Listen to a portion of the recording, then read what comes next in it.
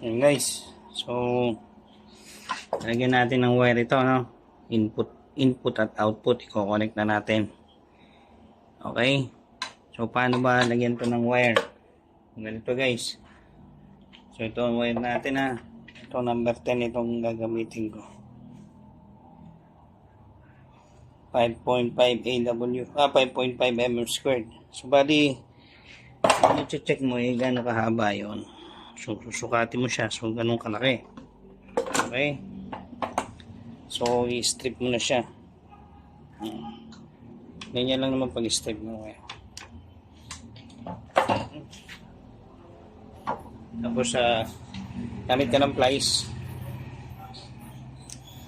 I-flat mo lang siya ng konti, no? Yan. Tapos, try mong kuhin.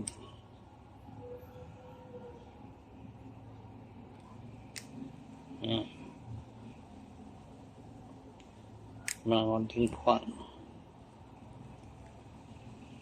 Okay. Then, mo siya. Then, yan, screw mo to. Yan. Then, saka mo siya isusok-sok. No?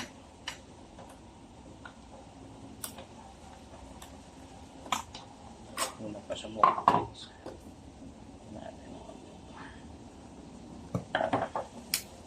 Hindi naman sobrang laki ng buka. Okay. Ano ko na siya. Yan. Pumasok na siya. Nice. Then, saka natin i-screw.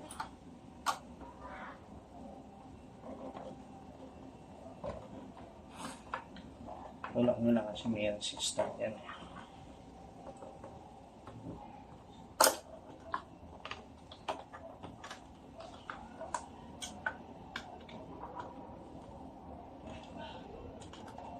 Okay.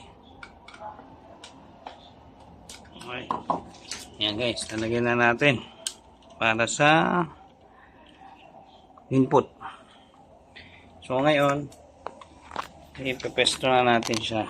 Yan, pinuksan ko na yung aking kukunan ng supply, no? So, ito bale, ipepesto ko siya dito. Okay.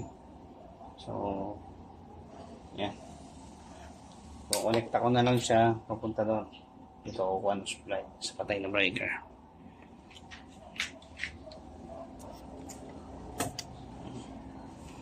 Okay, so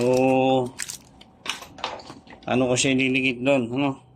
So, flat naman. Gagamit na lang ako ng double-sided tape. Okay. Double-sided tape.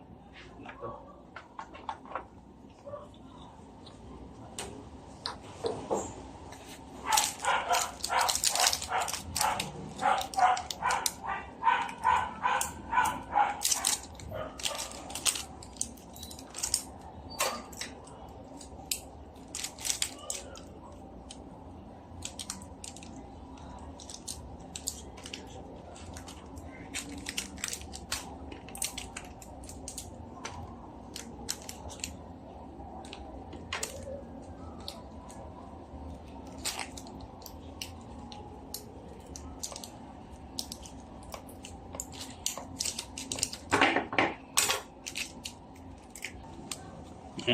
Lagyan ko na siya ng double-sided tape. Dikit na natin.